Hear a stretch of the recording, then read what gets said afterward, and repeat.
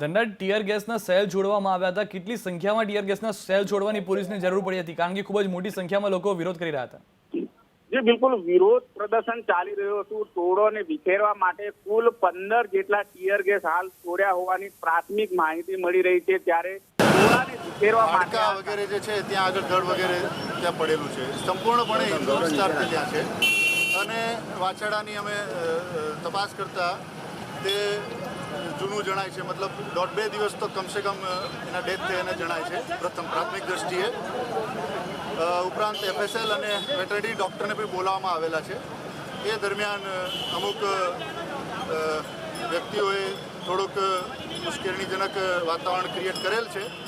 આ અનુસંધાને પોલીસ કાફલો, પોલીસ ઓફિસર્સ બધા જગ્યા ઉપર આવી ગયેલ છે. અત્યારે મહારાણા પ્રતાપ 4 રસ્તા ખાતે પણ બંદોબસ્ત જાળવવાનું કાર્યવાહી ચાલુ છે. અમુક માણસોને અમે પકડેલા છે. તેઓના વિરુદ્ધમાં કાર્યવાહી કરવામાં આવશે. તેઓએ પથ્થરમારો કરેલો છે.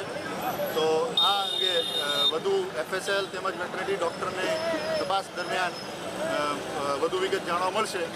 હાલ સંપૂર્ણપણે કંટ્રોલમાં પરિસ્થિતિ છે. सर हिंदी का हुई है, आप लोग लेकर आए, क्या हुआ था?